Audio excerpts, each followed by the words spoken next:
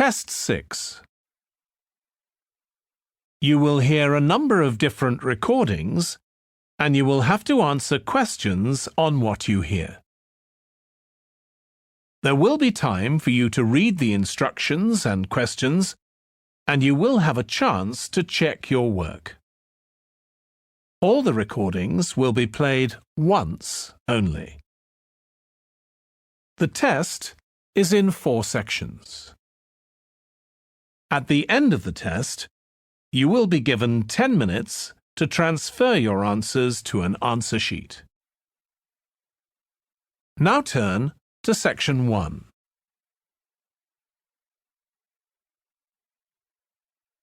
Section 1. You will hear a woman phoning a box office to ask about a festival in the town of Kenton.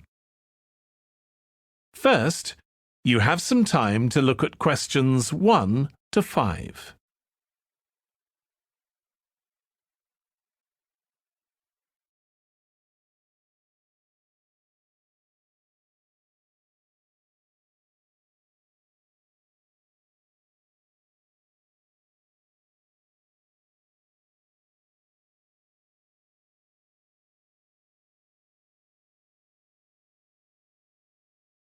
You will see that there is an example that has been done for you.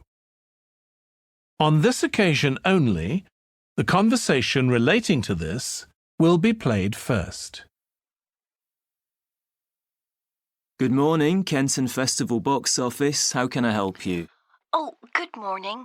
I'm coming to Kenton for a few days' holiday next month, and a friend told me there's a festival. She gave me this number to find out about it. That's right. The festival begins on the 16th of May and goes on till the 19th. Oh, that's great. I'll be there from the 15th till the 19th. The festival starts on the 16th of May, so 16th has been written in the space. Now we shall begin. You should answer the questions as you listen because you will not hear the recording a second time. Listen carefully and answer questions 1 to 5. Good morning, Kenton Festival box office. How can I help you? Oh, good morning. I'm coming to Kenton for a few days' holiday next month, and a friend told me there's a festival. She gave me this number to find out about it. That's right. The festival begins on the 16th of May and goes on till the 19th. Oh, that's great. I'll be there from the 15th till the 19th. So, could you tell me the programme, please? Well, on the first day, there's the opening ceremony in the town centre. People start gathering around 2 o'clock to get a good place to see from, and the events will start at 2:45 and finish about 5:30. OK, thanks. I'll make sure I get there early to get a good spot. The festival will be officially opened by the mayor. He'll just speak for a few minutes, welcoming everyone to the festival. All the town councillors will be there, and, of course, lots of other people. Right. Then there'll be a performance by a band. Most years we have a children's choir, but this year the local army cadets offered to perform, and they're very good. Uh-huh. After that, a community group from the town will perform a play they've written themselves, just a short one. It's about Helen Tungate. I don't know if you've heard of her. I certainly have. She was a scientist years ago. That's right. She was born in Kenton exactly 100 years ago, so we're celebrating her centenary. I'm a biologist, so I've always been interested in her. I didn't realise she came from Kenton. Yes. Well, all that will take place in the afternoon, and later, as the sun sets, there'll be a firework display. You should go to the park to watch, as you'll get the best view from there. And the display takes place on the opposite side of the river. It's always one of the most popular events in the festival. Sounds great. Before you hear the rest of the conversation, you have some time to look at questions 6 to 10.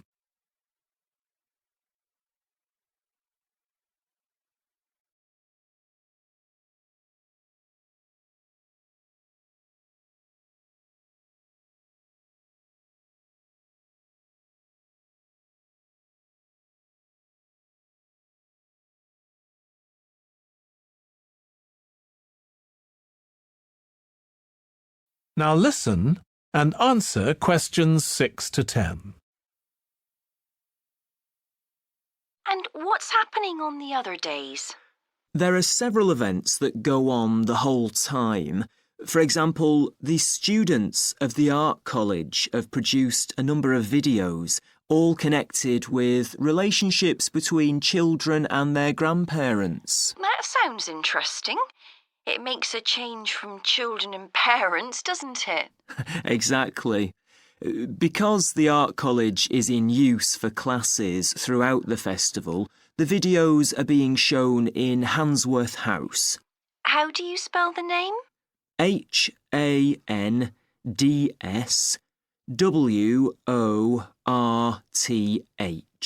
Handsworth House. It's close to the town hall. Right. Now, let me see, what else can I tell you about? Are there any displays of ballet dancing?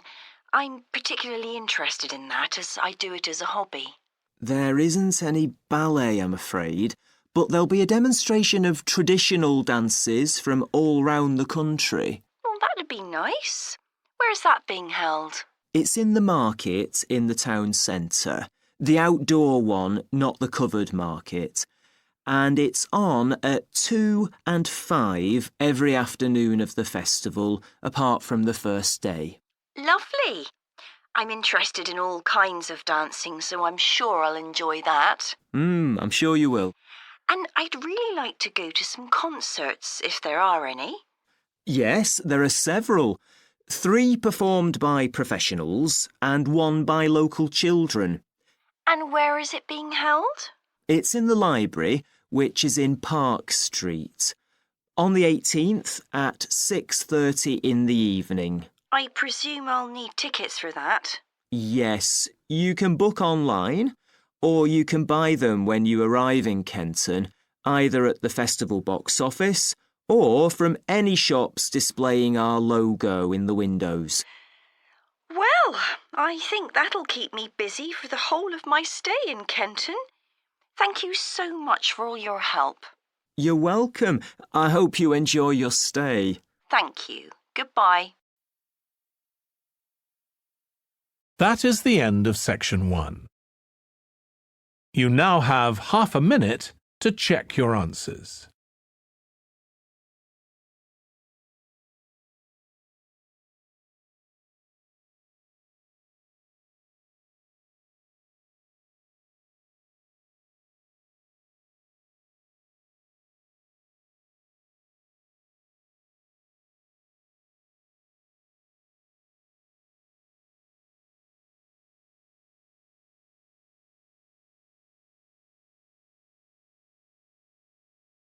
Now turn to section 2.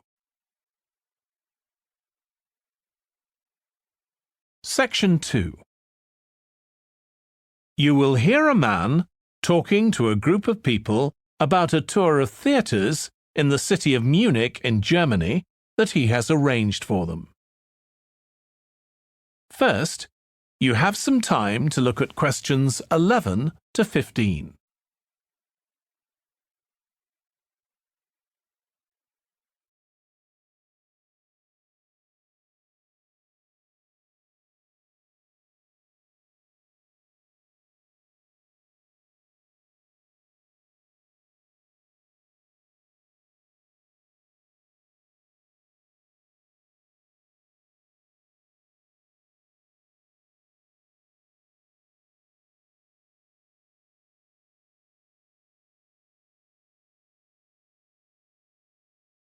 Now listen carefully and answer questions 11 to 15.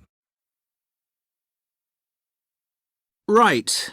I've now almost succeeded in finalising plans for our tour, so I'll bring you up to date with what I know. As you know, we're flying first to Munich on Monday the 4th.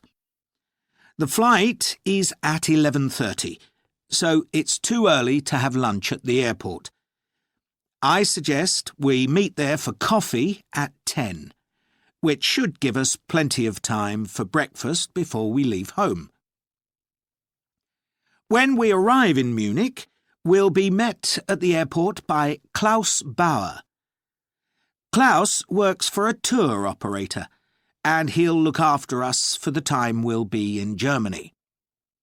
He's already liaised with the managers of the theatres we're going to visit, and he's also arranged for an officer of the National Theatre in Munich to show us round the theatre one afternoon during our stay.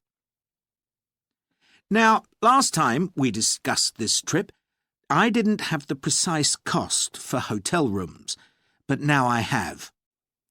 The normal rate at the hotel where we're staying is €150 a night for a double room.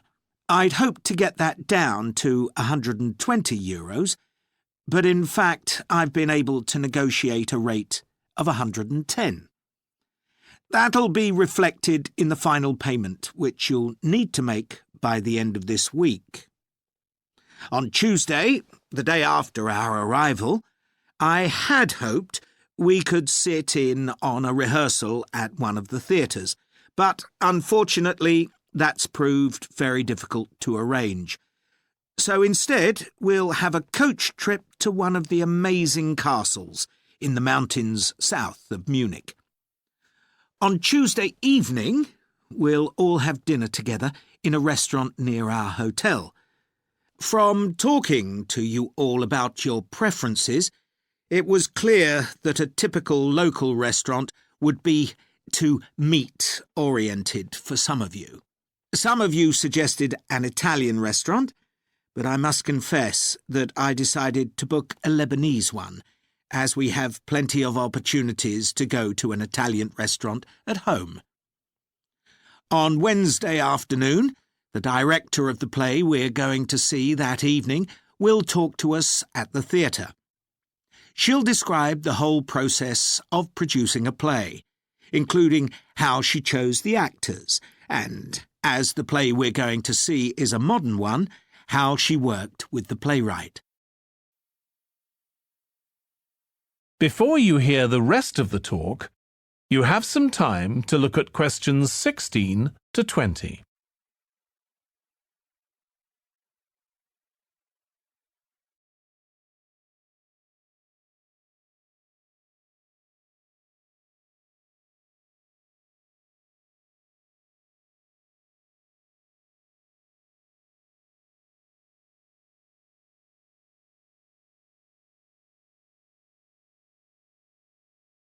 Now listen and answer questions 16 to 20. Right. Now I'd just like to make a few points about the plays we're going to see, partly because it might influence your choice of clothes to take with you. The play we're seeing on Wednesday evening is a modern one, and we're going to the premiere, so it'll be quite a dressy occasion, though of course you don't have to dress formally. I gather it's rather a multimedia production, with amazing lighting effects and a soundtrack of electronic music, though unfortunately the playwright is ill and is unlikely to be able to attend. On Thursday, we're seeing a play that was first performed last year, when it was commissioned to mark 100 years since the birth in the town of a well-known scientist. We're going to see a revival of that production, which aroused a lot of interest. Friday's play will really make you think hard about what clothes to pack, as it'll be in the garden of a palace. It's a beautiful setting, but I'd better warn you, There won't be much protection from the wind. On Saturday, we're going by coach to a theatre in another town, not far from Munich. This will be the opening of a drama festival, and the mayor and all the other dignitaries of the town will be attending. After the performance, the mayor is hosting a reception for all the audience, and there'll be a band playing traditional music of the region. And after having a day off on Sunday, our final play is on Monday, and it's in the stunning setting of the old town hall, which dates back to the 14th century. The performance marks the 50 years that the lead actor has been on stage, and the play is the one where he made his first professional appearance all those years ago. And the day after that, we'll be flying back home. Now, have you got any questions before I move? That is the end of section 2. You now have half a minute to check your answers.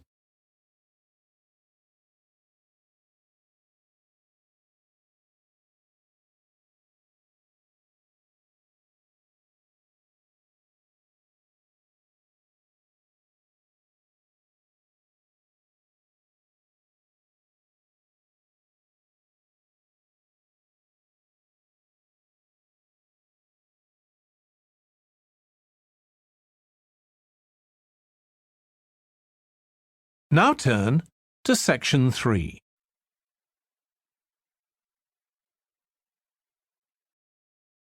Section 3. You will hear James, who is in the Scandinavian Studies department at his university, talking to his tutor, Beth. First, you have some time to look at questions 21 to 25.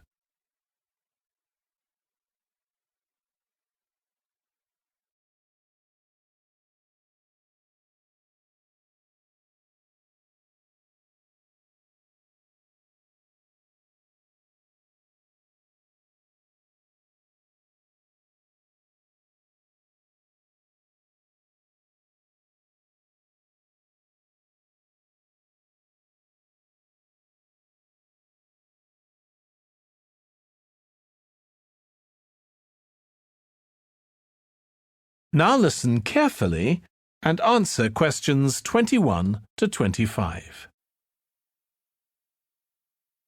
Oh, good morning. You must be James. I'm Beth Cartwright. Please call me Beth. Thank you.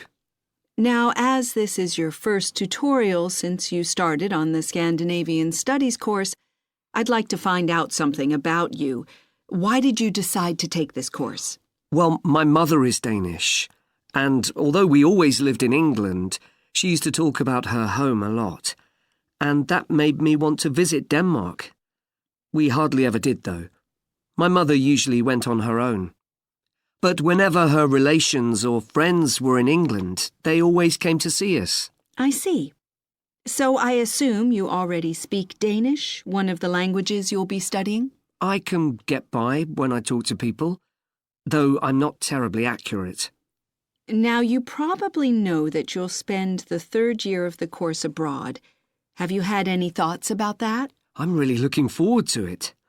And although Denmark seems the obvious place to go because of my family connections, I'd love to spend the time in Iceland. Oh, I'm sure it can be arranged. Do you have any plans for when you graduate? A lot of students go on to take a master's degree. I think the 4 years of the undergraduate course will be enough for me. I'm interested in journalism, and I quite like the idea of moving to Scandinavia and writing for magazines. I'd find that more creative than translating, which I suppose most graduates do. Okay. Now, how are you finding the courses you're taking this term, James? Well, I'm really enjoying the one on Swedish cinema. That'll continue next term. But the one on Scandinavian literature that's running at the moment will be replaced by more specialized courses. Oh, and by the way, if you're interested in watching Danish television programs, there's going to be a course on that the term after next. That sounds good. Have you started thinking about the literature paper that you have to write in the next few weeks? Yes, my first choice would be to do something on the Icelandic sagas. The trouble with that is that a lot of people choose that topic, and it can be difficult to get hold of the books you'll need. Why not leave that for another time? Right. You might find modern novels or 19th century playwrights interesting. I've read or seen several plays in translation, so that would be a good idea. Fine. I'll put you down for that topic. Right, so what would you advise me to aim at in the paper? First, I suggest you avoid taking one writer and going into a great deal of detail. That approach certainly has its place, but I think you first need to get an understanding of the literature in the context of the society in which it was produced, who it was written for, how it was published, and so on. I also think that's more fruitful than placing it within the history of the genre. Okay, that sounds reasonable. Before you hear the rest of the discussion, you have some time to look at questions 26 to 30.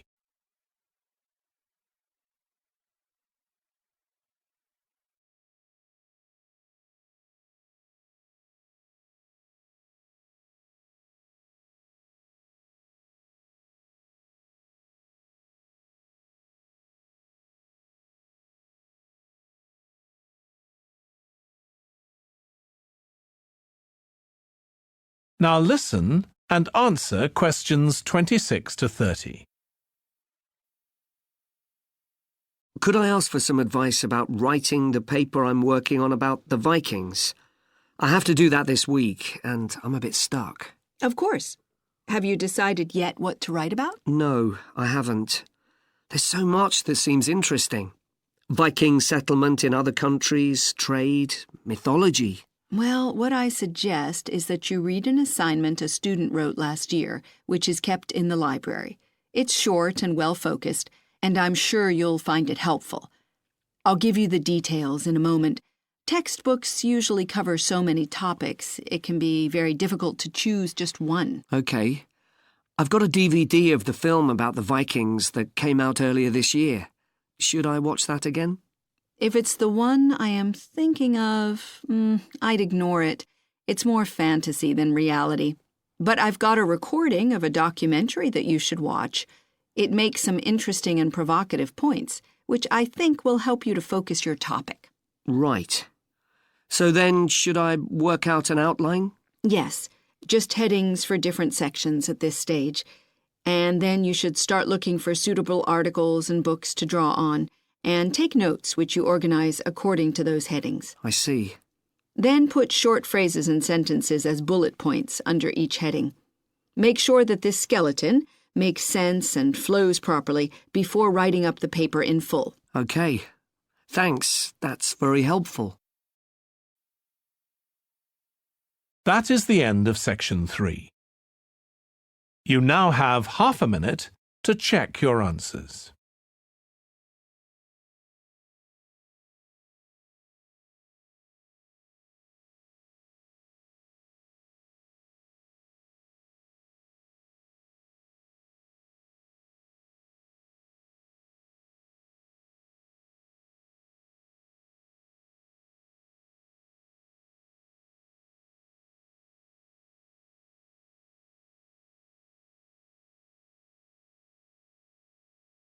Now turn to section 4.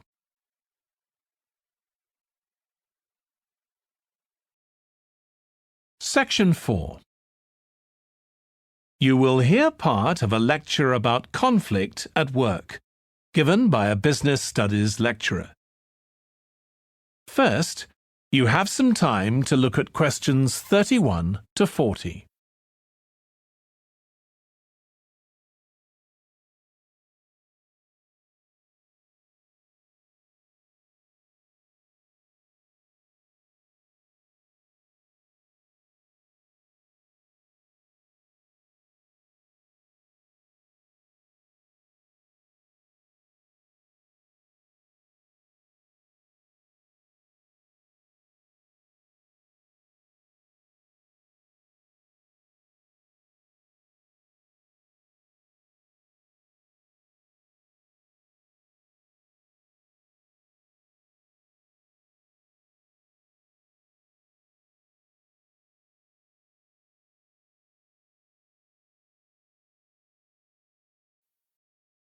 Now listen carefully and answer questions 31 to 40.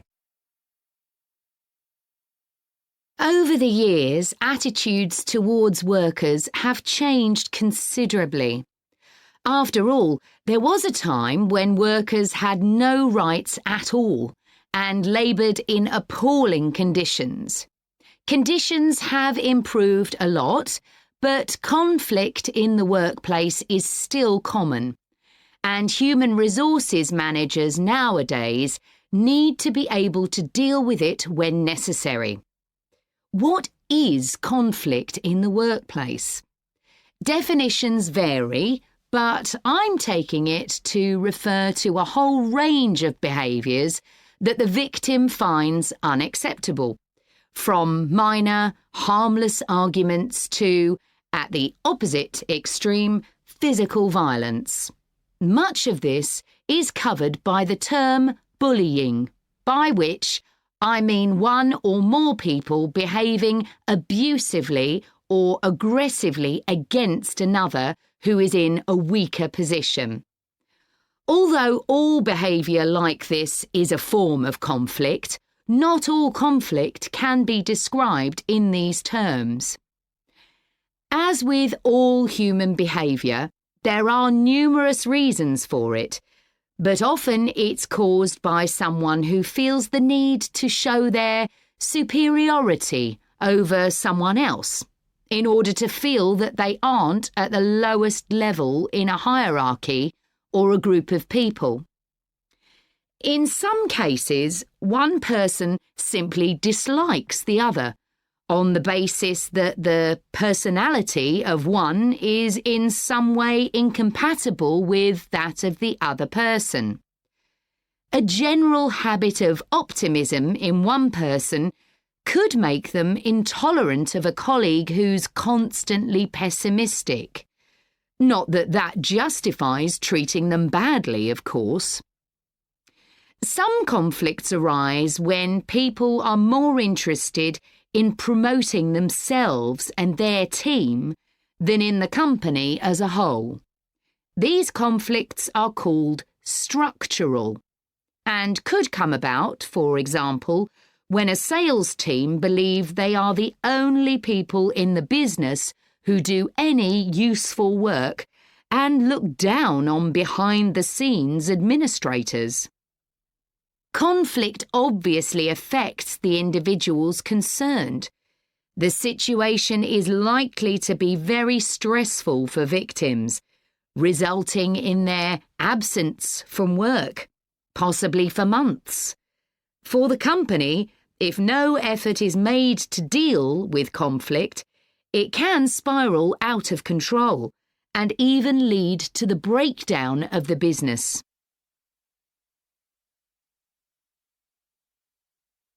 Some interesting work with chief executives, CEOs, has uncovered some of the reasons why they may treat colleagues badly.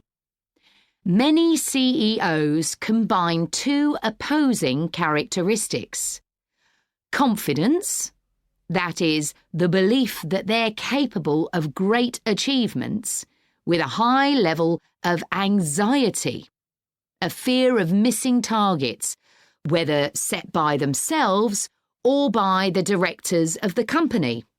This combination can make them respond badly to anyone who questions their decisions.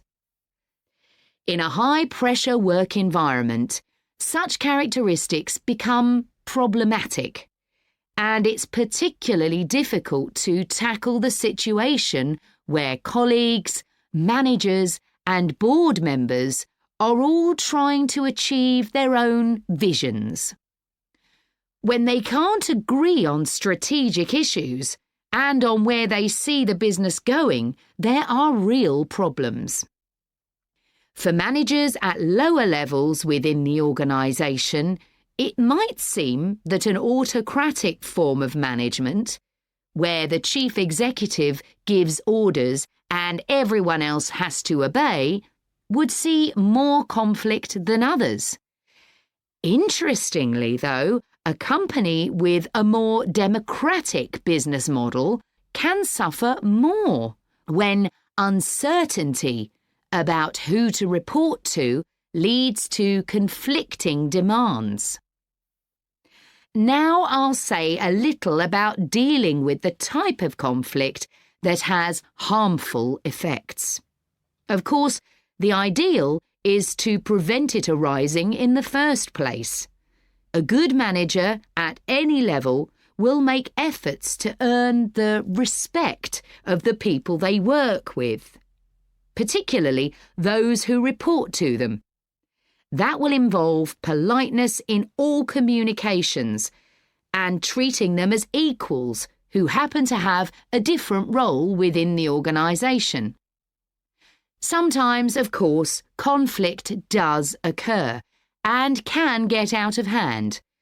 In such cases, the Human Resources Department often gets involved. However, if one of the parties in a conflict sees human resources as simply a mouthpiece for the chief executive, then an external mediator might be able to help. By talking to both sides and trying to find the truth of what's been happening, they can build a clear picture of the situation and give feedback that both sides will accept, precisely because they're independent.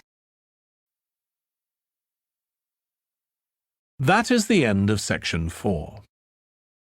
You now have half a minute to check your answers.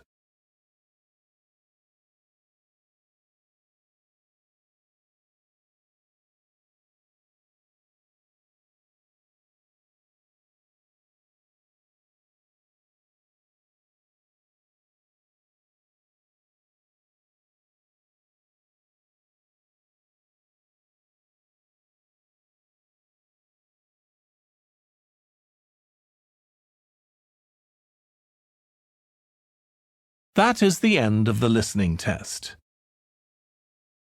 In the Ielts test, you would now have 10 minutes to transfer your answers to the answer sheet.